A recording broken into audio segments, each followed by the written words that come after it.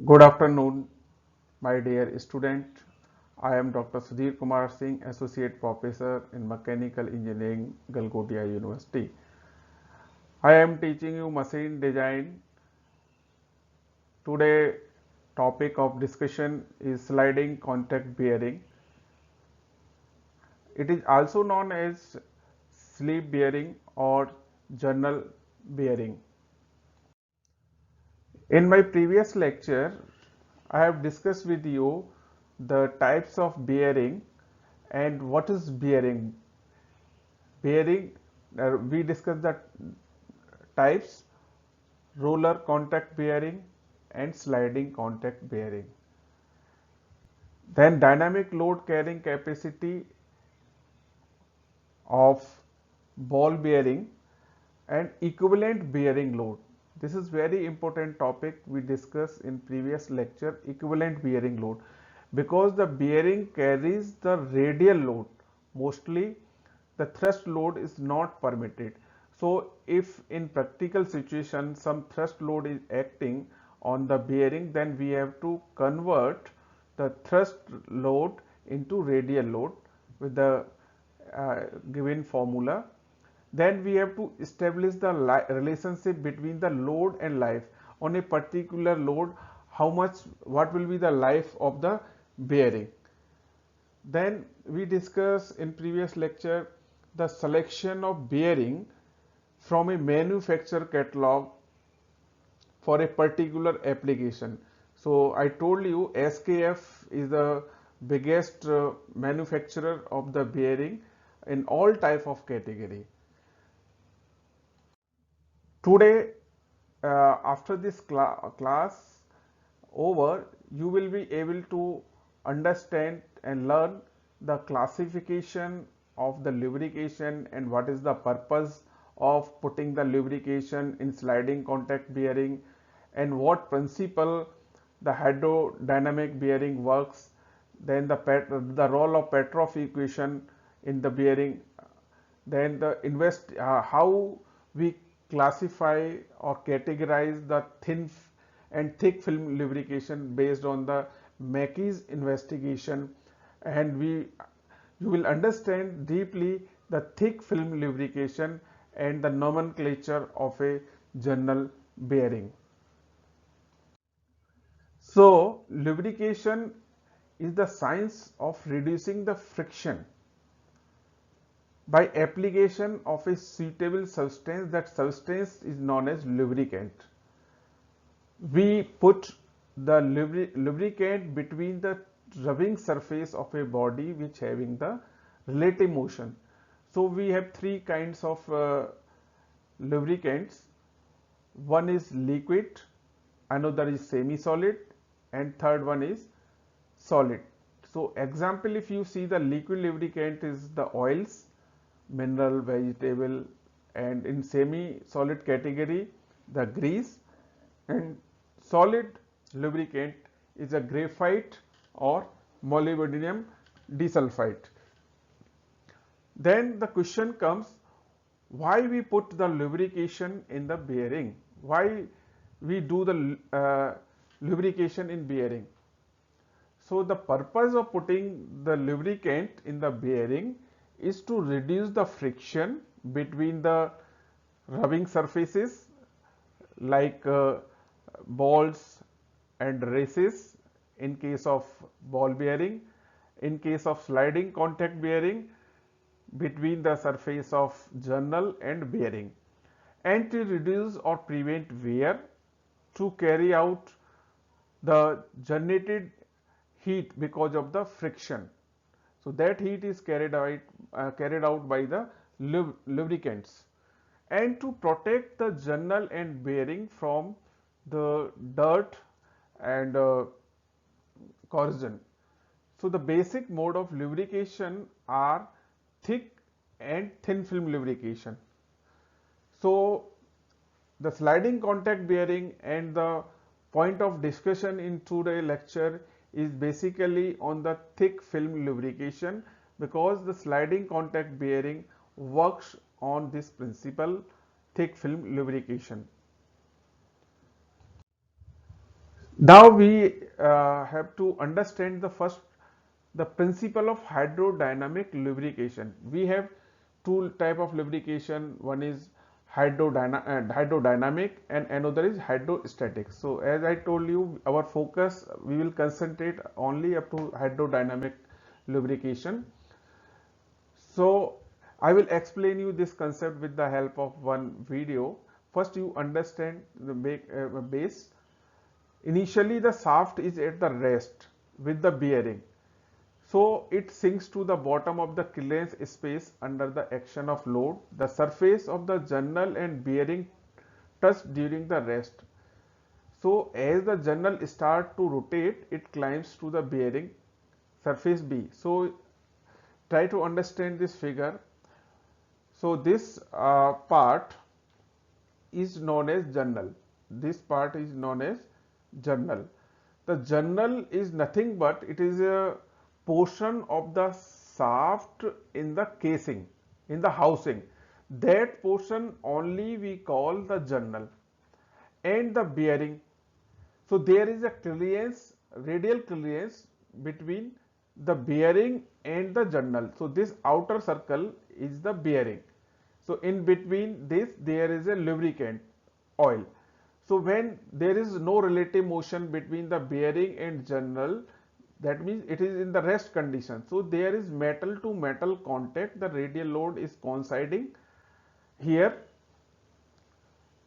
with the reaction force completely. If you take the reaction force here, so reaction force and the applied load is coinciding. Now the journal start moving here in the second figure B in anti-clockwise direction. Then the eccentricity of the journal shifted towards the left, and journal climbs on the left side here from A to B situation. From A to B moves the journal. When we further increase the speed, then there is a thick film generated between the journal and bearing. So as the journal start to rotate, it climbs the bearing surface. As the speed is further increased, the fluid or lubricant forced into the wedge shaped region. This is called wedge shaped region. Since more and more fluid is forced into the wedge shaped clearance, so pressure is generated between the bearing and the journal, which basically supports the radial load. We have three types of picture here. So the pressure distribution around the periphery of the journal is shown in next slide. Here you can see the eccentricity when there is no motion. At rest condition, there is a eccentricity between the journal and the bearing. So this is a center of the journal, this is a center of the bearing, and this oil is filled in the clearance space. Now the journal start moving in clockwise direction. The eccentricity, the center of the journal shifted towards right here. So there is a partial metal to metal contact, as well as film is also created, but the developed film is not sufficient to support the shaft load, the radial load. So since the pressure is created within the system due to rotation of the shaft, so this type of bearing is also known as self-acting bearing. They adjust themselves. The bearing adjusts themselves. So the pressure generated in the clearance space support the external load. In the third figure, see here a oil wedge is developed between the journal and the bearing. So this is at a higher speed. Here the speed is 0 of the shaft, here some speed of the shaft, and the shaft speed here is high. So when the shaft speed is high, then there will be a film, complete film no metal to metal contact, so that pressure is developed between the bearing and the journal. So based on the contact surrounding of the lubricant, we classify the journal bearing into three categories. One is full journal bearing, second is partial journal bearing, third is fitted journal bearing. When the journal is completely surrounded with the lubricant, then it is a full journal bearing. When the journal is surrounded partially with the lubricant 120 degree, when the angle is 120 degree, then it is partial journal bearing. When the radii of journal and journal and bearing is equal, then it is fitted. Now we understand some mathematical equations uh, in respect to this sliding contact bearing. That first is the Petrov equation. Petrov equation is used to determine the coefficient of friction in journal bearing. It is based on the some assumptions. So the assumptions are: first, no eccentricity between bearing and journal, and hence there is no wedging action in this figure. So no wedge is created here, you can see in this figure. It's completely uniform. This is a oil lubricant which is of uniform cross section. Oil film is unable to support the load. So basically this is suitable for only the light load, but in practice we have to carry the shaft carries the heavy load. So Petrov equation is not supporting. No lubricant flow in axial direction. So based on these assumptions, the Petrov developed the coefficient of friction or some dimensionless parameter which helps in the design of sliding contact bearing. The velocity at the surface of the journal is given. So this is the velocity u, that 2 pi r is the circumference of the journal or the shaft, and c is the clearance here, and this shaft is rotating in clockwise direction with the speed of ns. So from in the last class we discussed the explained the viscosity, Newton's law of viscosity. This is a formula for the Newton's viscosity. P is equal to mu AUH. So apply this formula to the annular journal and bearing in the circumferential direction. So in this equation, P is a tangential force, A is the area of the journal, that is 2 pi RL. Here you can see how it is 2LR. So L is the length of the portion over which the lubricant is applied, R is the radius on both the sides, so this is becomes 2LR.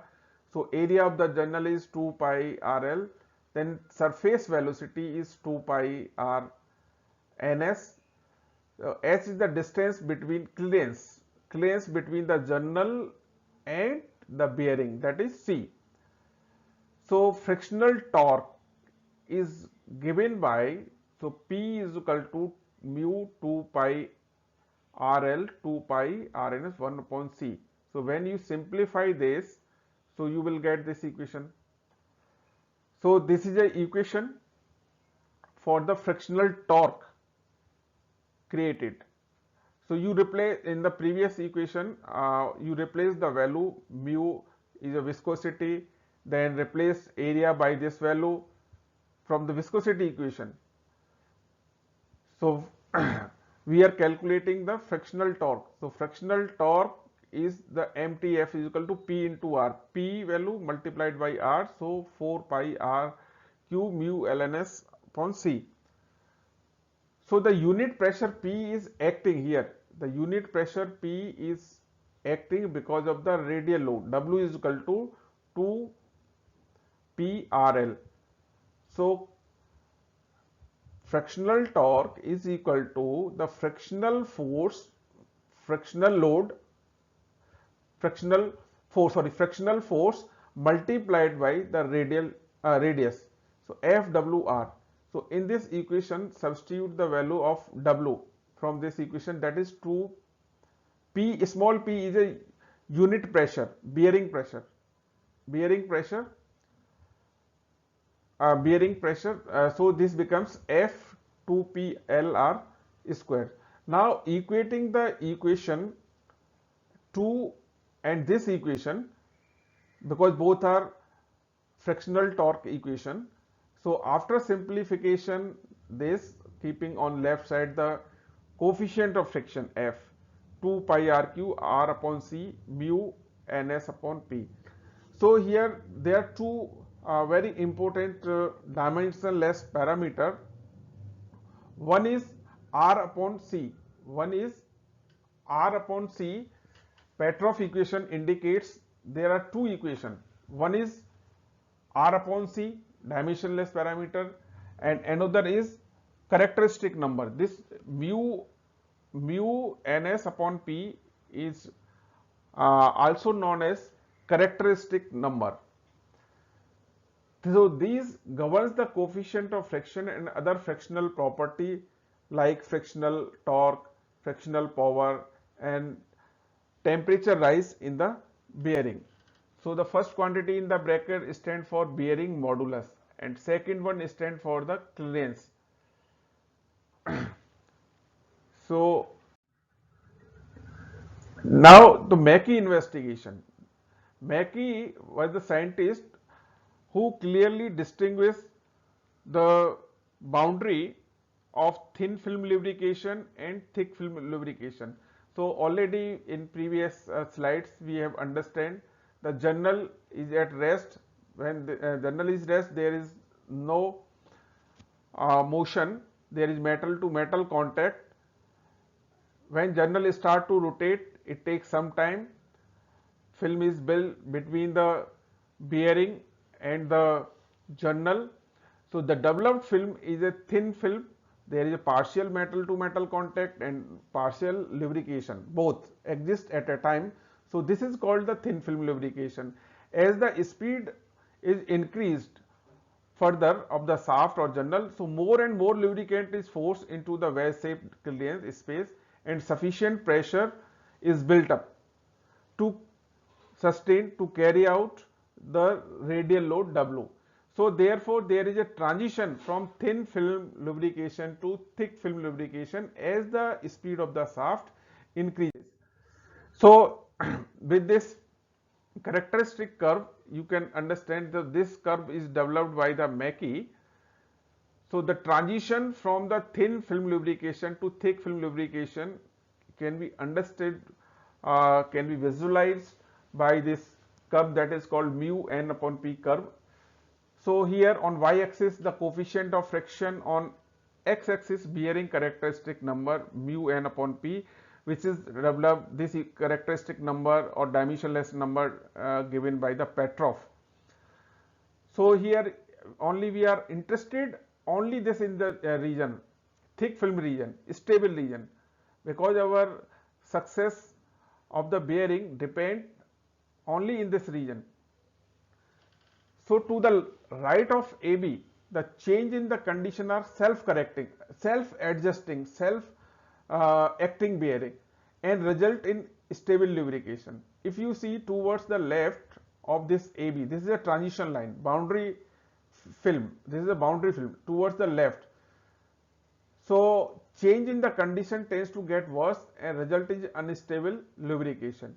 Here unstable lubrication, that's why it is called unstable thin film. Here both exist at a time. There is a metal to metal contact and the film is also exist. So this we do not require. So to design a bearing, to design sliding contact bearing, general contact bearing, this is a design point C. C is a design point. So point C represents the approximate transition between metal to metal contact and thick film separation of the part. So the bearing characteristic number should be this and the coefficient of friction value should be this. So this is a optimum minimum value required for successfully working of the journal bearing. So mu n upon P must be greater than 1.7 into 10 to the power 6. So this is a critical point. So if your value of characteristic number is less than this, you are in danger position, your bearing will fail, your bearing may seize because of the heat generation. So thick film lubrication, now again you can understand, thick film lubrication describe the condition of lubrication where two surfaces of the bearing are relatively motion are completely separated by a film of fluid. There should be no partial lubrication required, no partial metal contact required. So journal bearing definition, now we can conclude a journal bearing is a sliding contact bearing working on a hydrodynamic lubrication and which supports the load in radial direction only, not in axial direction. The portion of the shaft inside the bearing is called journal, hence the name is journal bearing. It is already explained. So this is a dry condition of the bearing and this is a lubricated condition. A film is generated and continuous flow of oil is required. If there is a vaporization of the oil because of the heat, so the quantity, the level should be maintained in this clearance space. Then the nomenclature of the journal bearing. So here you can see the terms required for further to solve the numerical. Center of the journal is O. This is the center of the journal of the shaft. Center of bearing O dash. This is a bearing center. Then eccentricity E is the eccentricity. The minimum film thickness is this. This is a region where the minimum film thickness is required developed at a line of the center. This is the minimum film thickness. Then eccentricity ratio, the partial bearing has less than 360 degree, full bearing have the full bearing have 360 degree equal, and fitted bearing has equal radii of bushing and journal of. So this is already explained. So in today's lecture we understand the principle on which the sliding contact bearing works. In sliding contact bearing we have two bearing, one is hydrostatic bearing and there is hydrodynamic bearing. The hydrodynamic bearing start work from in three stages. One rest, then shaft is just start take the rotation, then the further shaft increase the speed. So for design point of view, the bearing we have to work always in the thick film lubrication. The thick film should be developed between the bearing and the journal for successfully working for smooth working of the bearing. So the minimum critical point is given mu n upon P value, that is a dimensionless value, must be greater than or equal to 1.7 into 10 to the power minus 6. So in anyhow that dimensionless number should not beyond that value, otherwise you will be in unstable region. So we discuss the definition of thick film lubrication, then the nomenclature of a journal bearing. So now I have few questions for you for the practice you can do at home. I will give you some answers here. In case of partial bearing, the angle of contact of the bushing with the journal is less than 180 degree. This is the answer for this question. If thick film bearing is a bearing, so you have to pick the correct answer out of the four choice. This is a MCQ type question. So you can read the question. When there is no lubricant, no, this is wrong. When there is a surface of journal and bearing are separated by a film created, no. Where the surface of journal and bearing are partially separated, this is also no. where the surface of the journal and bearing are completely separated by a film of lubrication. So this is the right answer for this MCQ question. Give two application of hydrodynamic journal bearing. It is used in the IC engines and the crankshaft bearing. Then what is the bearing characteristic number is applied to the journal bearing? What is bearing characteristic number? So that number I explained in this class 1.7. So in next class we will move to solve the problem of journal bearing using the Boyd and Raimondi method, that using the dimensionless parameter. So thank you for today lecture, for patience hearing. If you have any query, you can contact me on my email or you can WhatsApp me. Thank you very much. Happy learning. Thank you.